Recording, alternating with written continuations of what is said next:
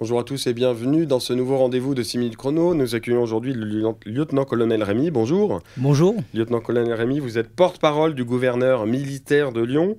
On vous invite parce que le gouverneur militaire de Lyon organise les musicales solidaires. Ça sera samedi 14 décembre, ça sera au Palais des Sports de Gerland. Donc c'est un spectacle qui est organisé par le gouverneur militaire de Lyon, Denis Mistral. Il y aura 300 musiciens, 7 formations militaires. Avant qu'on revienne un peu dans le détail de tout ça, comment est née finalement l'idée d'un tel spectacle ?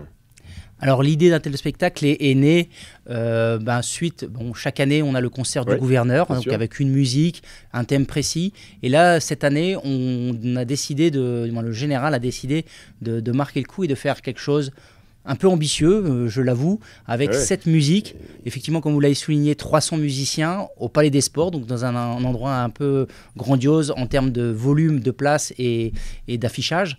Et donc, on est parti là-dessus en se disant, on va essayer d'innover, on va essayer de proposer aux Lyonnais et à l'agglomération donc quelque chose de nouveau, avec bien sûr un programme différent de ce qu'on a pu connaître sur le concert du gouverneur.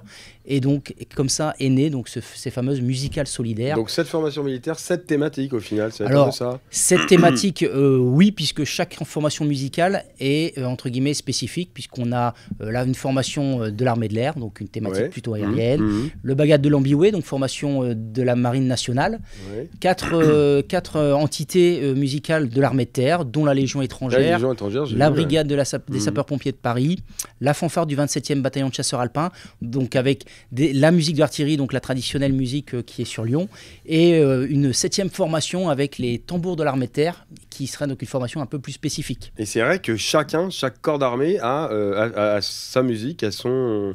Alors chaque corps d'armée a sa musique, chaque corps d'armée a son entité, chaque musique donc a des instruments particuliers. Par exemple, la fanfare du 27e bataillon de chasseurs alpins a des corps des Alpes.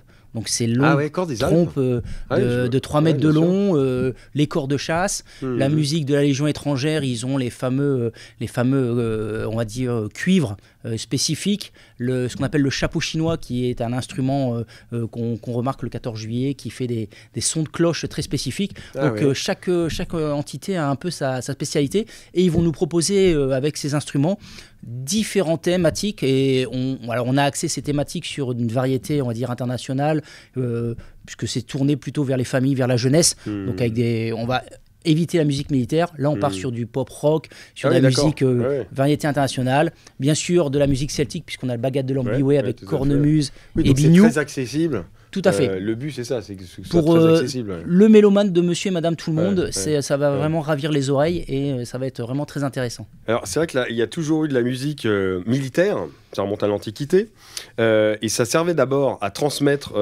des ordres au combat. Et puis après, il y a eu le faste, le cérémonial, ça date du règne de Louis XIV, où là, effectivement, c'était aussi au-delà du faste cérémonial, c'était de renforcer le lien armée-nation. Là, le festival, les musicales solidaires, pardon, je vais y arriver. Il y a aussi l'objectif, c'est que les bénéfices vont être reversés au Bleuet de France, c'est ça ? Alors, on ne va pas parler de bénéfices, on va parler de dons et profits. Dons et profits.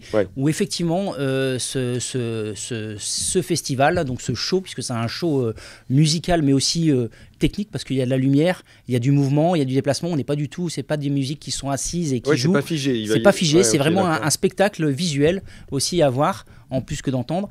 Et l'ensemble des dons et profits de ce festival seront reversés au Bleuet de France. Donc, alors peut-être rappelez-nous quand même le Bleuet de France. Alors le Bleuet de France, c'est un organisme qui est né après la Première Guerre mondiale, donc en 1921, où l'ensemble des hommes et des femmes qui avaient été blessés durant cette première guerre se sont retrouvés, entre guillemets, un peu délaissés, et ont été pris en compte par cet organisme pour les aider à revenir dans la société, dans la vie civile, retrouver un métier éventuellement, ou adapter, ou même les aider financièrement. Et donc cette cause, elle est continue, et aujourd'hui, donc cette cause soutient donc les blessés des armées, donc des armées avec un S, soutient les familles endeuillées, soutient les pupilles de la nation, et depuis 2015 soutient les victimes civiles de terrorisme. Donc il y a une particularité vraiment intéressante aujourd'hui de Mmh. pouvoir proposer ce festival avec ce parrainage du Bleuet de France qui derrière œuvre pour l'ensemble des personnes qui sont engagées et qui ont connu à la fois dans leur corps et dans leur âme des blessures et qui pourront être aidées par la suite. Donc vous l'avez dit, dons et profits qui seront reversés au Bleuet de France. Vous attendez combien de personnes à peu près? Parce que le Palais des Sports c'est quand même assez grand. Vous attendez combien de personnes? Alors le Palais des Sports a une jauge de 4000, un peu plus de 4800 places. On attend 4800 personnes. Donc voilà, après Vous avez bon espoir qu'il y ait 4008, oui. Alors peut-être pas 4800, mais si on est déjà à plus de la moitié, voire les 3000 places, on sera très content puisqu'on sait que c'est une première. Et quand c'est une première, c'est un peu compliqué, entre guillemets, en termes de visuel, de dire ce que c'est, ah c'est bien, c'est pas bien. Donc voilà, mais on fait confiance aux Lyonnais pour être au rendez-vous. En tout cas, voilà, 300 musiciens, ça sera samedi 14 décembre 2024 au Palais des Sports de Gerland à 17h30. Ça vaut le coup parce qu'il y a 7 formations militaires différentes, et effectivement, avec des musiques totalement différentes et très accessibles. Merci, lieutenant-colonel, d'être venu sur le plateau de 6 minutes chrono. Et pour plus d'informations, c'est www.lyoncapital.fr. À très bientôt. Merci, au revoir. Merci.